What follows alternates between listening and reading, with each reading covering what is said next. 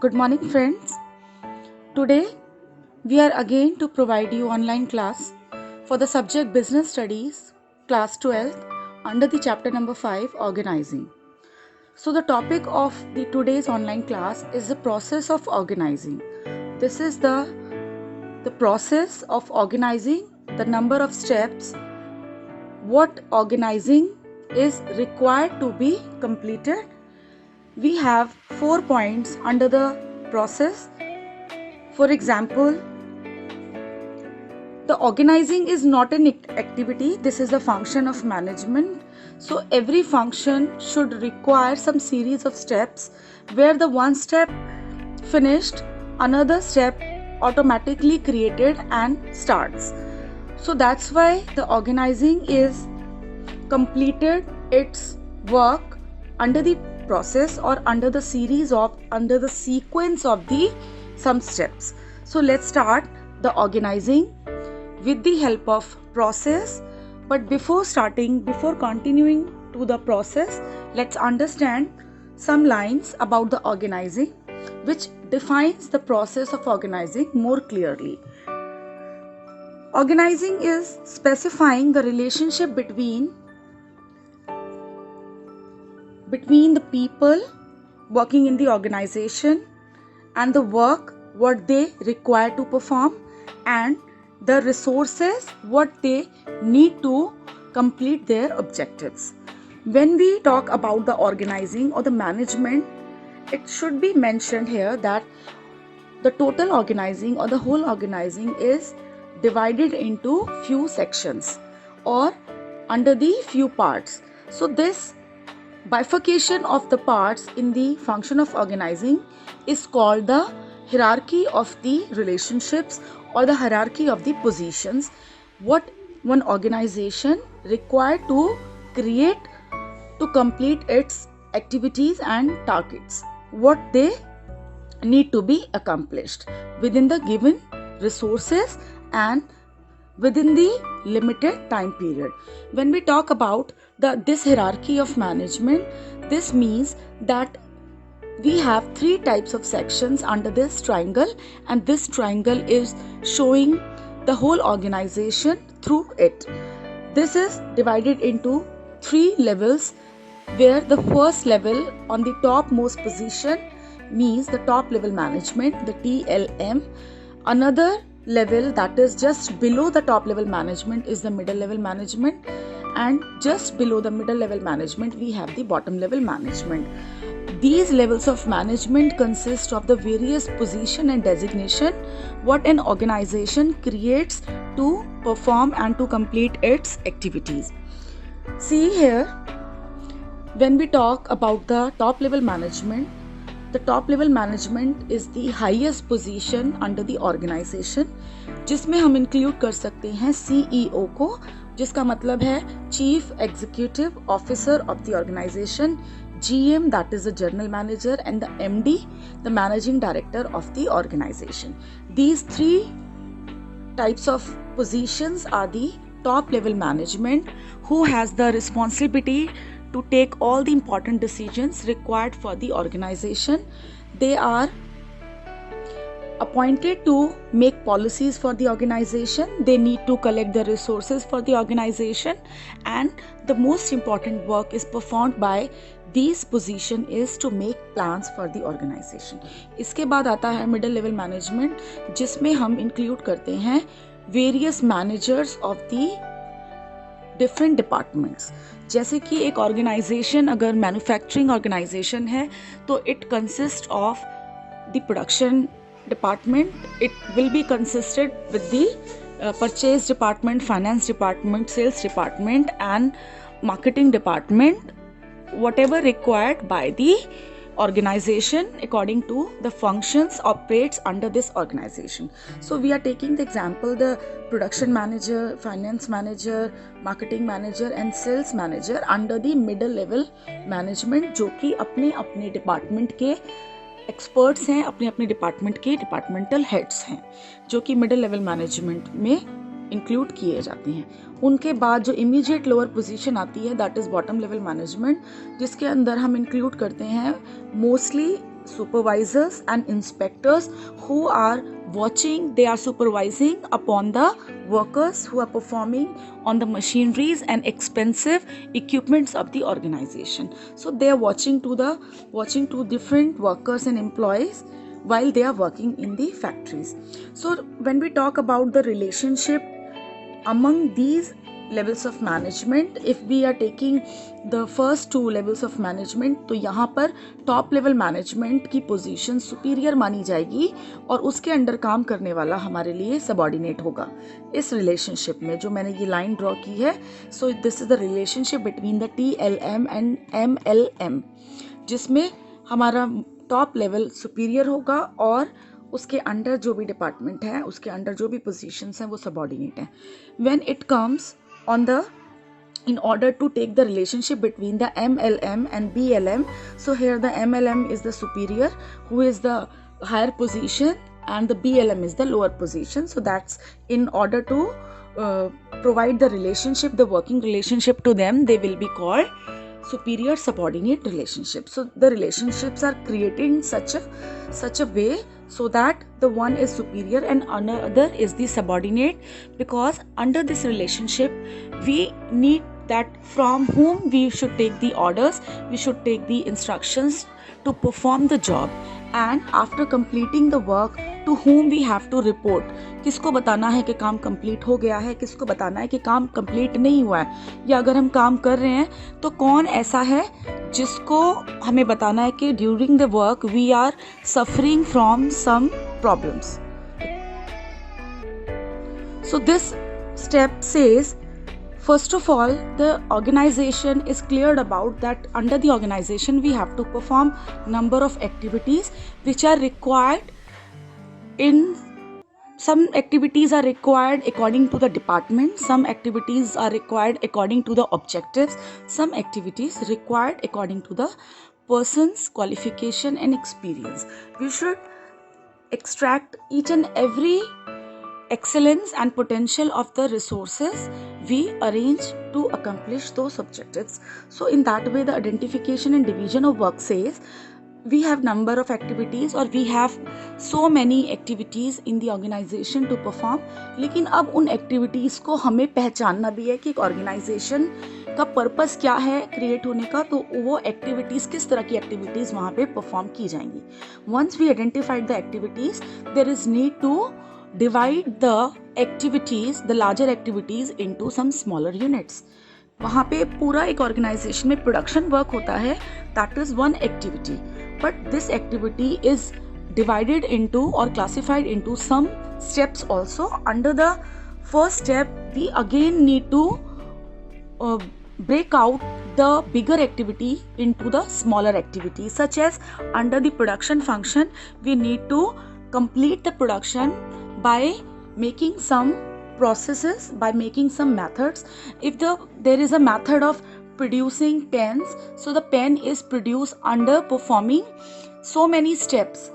There are so many activities under one major activity, and if we are dividing the activity, it means we are reducing the workload of the bigger activity. If the workload or the activity is divided into small part, let's see the example by making a small diagram here.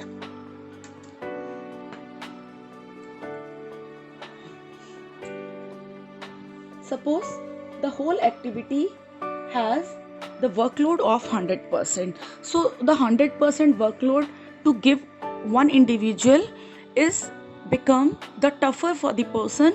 Instead of providing the whole work to one individual, it is better to divide the task first into the number of activities which will be called the jobs, and the activities identified that this activity may be completed or can be completed into number of steps, और उसके जो भी steps बनेंगे उन steps को हर एक step को किसी एक individual की responsibility के अंडर perform करवाएंगे, तो पूरे काम को करने का जो 100% workload है that will be divided.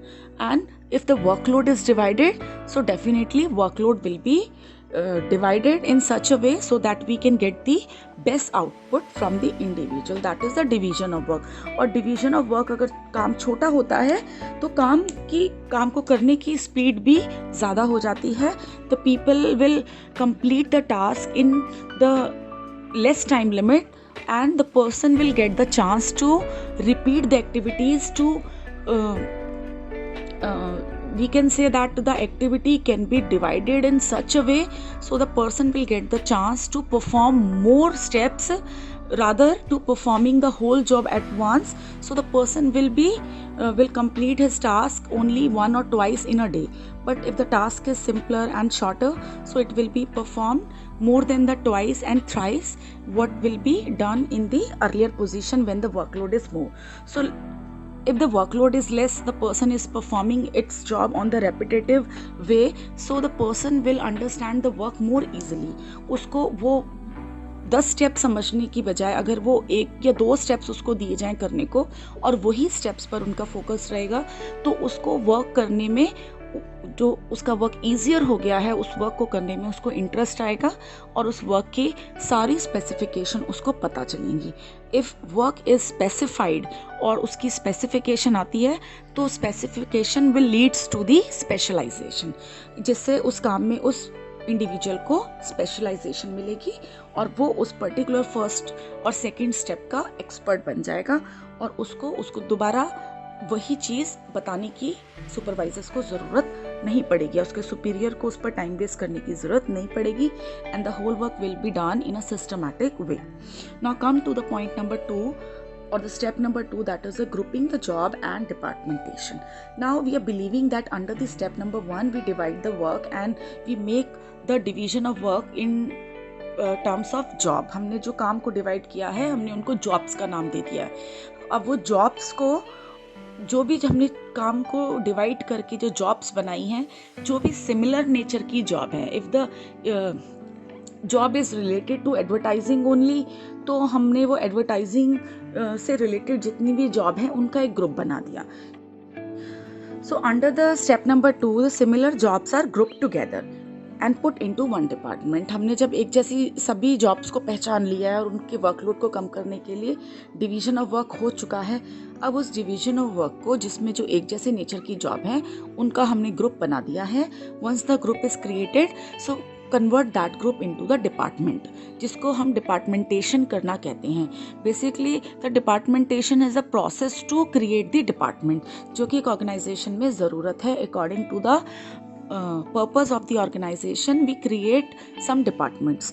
तो वहाँ वो डिपार्टमेंट्स में काम क्या होगा, वहाँ उस डिपार्टमेंट में एक ही नेचर की सिमिलर नेचर की कॉमन जॉब्स परफॉर्म की जाएंगी. If the job is related to purchase the goods तो वो सारी परचेज रिलेटेड जॉब एक डिपार्टमेंट में होंगी, सेल्स रिलेटेड जॉब सारी एक डिपार्टमेंट में होंगी, innovation experiment and research related jobs will go to the research and development department. In such a way we grouping the jobs and the group will become the department of the organization. अब हम आते हैं point number 3 पे जो है assigning of duties. अब हमने jobs को तैयार कर लिया है. यहाँ पे ये जो 2 स्टेप्स हैं ये दोनों ही स्टेप्स हैं जॉब्स को तैयार करने के लिए, जिसमें एक में जॉब्स को हमने छोटा किया, एक में हमने जॉब्स को ग्रुप किया और उसका डिपार्टमेंट बना दिया. अब वो जॉब्स का तो एक डिज़ाइन क्रिएट हो गया, लेकिन अब उन जॉब्स को परफॉर्म कौन करेगा. उन जॉब्स को परफॉर्म करने के लिए हर जॉब की एक पर्टिकुलर एक्सपीरियंस और एक पर्टिकुलर पोटेंशियल चाहिए, एक स्किल चाहिए. कुछ जॉब्स होती हैं जो टेक्निकल नेचर की होती हैं, कुछ जॉब्स होती हैं जो मैनेजरियल नेचर की होती हैं. Managers will perform the managerial jobs and the engineer will perform the technical jobs, or the people who are performing jobs related to legal matters, so उनकी जॉब्स मैनेजरियल जॉब से या technical job से related नहीं होंगी. So if we are providing the jobs to the people we should be understand this thing that job should be matched with the related or the concerned qualification and experience of the person. Otherwise वो job fulfil नहीं हो पाएगी. उस job की हर job की एक qualification requirement है, एक हमारे स्किल और पोटेंशियल रिक्वायरमेंट है. If the job is matched with the particular और the concerned qualification and experience, skills, capabilities, competencies, तो job will be performed in the best possible way. So in that way the duties should be assigned carefully by matching the work with the qualities of designation. Come to the point number 3, establishing reporting relationship. यहाँ पे reporting relationship लिखा है. जो ये term relationship है, relationship means that working relationship in an organisation. जब हम एक रिलेशनशिप को डिफाइन करते हैं एक ऑर्गेनाइजेशन में, तो ये रिलेशनशिप हमेशा बॉस और उसकी टीम के कंसर्न में बोली जाती है, जिसमें एक सुपीरियर है तो एक सबऑर्डिनेट है, यानी एक हेड है तो एक बाकी उसकी टीम है जो उसका सपोर्टिंग सिस्टम बनके काम करती है. तो यहाँ पर ये जो रिलेशनशिप है that must be reporting relationship, क्योंकि जो भी जॉब है वो ट्रांसफ़र होती जाती है अपर लेवल से लोअर लेवल तक. तो everybody is expecting that the to whom the job is given, the duties are assigned, they should be responsible on a particular area, and after completing the job and during the job the person will report about the work to the concerned superior. तो वो जब अपने concerned superior को report करेंगे तो इसका मतलब उनको ये relationship clear है, जो कि relationship है सुपीरियर और सबऑर्डिनेट की. ये रिलेशनशिप क्लियर होना बहुत ज़रूरी है, क्योंकि हर वर्कर को पता होना चाहिए कि हमें ऑर्डर्स किससे मिलेंगे. अगर ये रिलेशनशिप क्लियर नहीं होती तो मैं इसका ड्रॉबैक बताती हूँ. क्या होता है that if the worker is working in the production department and he is not able to understand, not clear about that who is his ordering authority, तो वहाँ पे जब उसको ये क्लियर नहीं है कि मेरा बॉस कौन है, और हमारे पास 5 या 6 डिपार्टमेंट हैं जिसके अंदर सब में एक पर्टिकुलर हेड है, तो उन लोगों से जिनको अपनी वर्किंग रिलेशनशिप्स क्लियर नहीं है, तो वहाँ पर उनको कोई भी हेड अपना काम देकर उनको इंगेज कर सकता है, जिसमें जिस काम के लिए वो अपॉइंट किए गए हैं वो काम वो नहीं कर पाएंगे, और जो वो काम करेंगे जिसकी क्वालिफिकेशन या एक्सपीरियंस उनके पास नहीं है वो काम करेंगे. तो वहाँ पर उनका एफर्ट्स, उनके रिसोर्सेज, उनका टाइम, ऑर्गेनाइजेशनल रिसोर्सेज पूरी तरह से वेस्ट हो जाएंगे. That will be the great loss for the organisation. So that's why the reporting relationship must be clear and transparent, and that's why there is the assigning of duties, and when the duties are assigned it is clearly defined that what work they are expecting to perform and to whom they will get the order, और काम ख़त्म होने के बाद आप किसको report करोगे. और अगर आपको काम के दौरान किसी भी तरह की कोई डिफ़िकल्टी होती है तो आप अपने सुपीरियर को जाके इस बात का फीडबैक दोगे कि these are the difficulties we are facing during the work, और आप बताइए कि हम अब इसमें क्या करें. तो the person who is superior and the clearly mention that he is the superior, तो वो आपको एक तरह से एक नई स्ट्रैटेजी या एक नया गाइडलाइंस और अपना एक नया प्लान आपको देगा, जिसके अकॉर्डिंग आप काम को अच्छे तरीके से कर पाओगे. क्योंकि whenever the responsibility is fixed to the person, it is believed and it is expected to the subordinate कि वो अपने बेस्ट पॉसिबल वे में आउटपुट निकाल कर लेकर आएगा.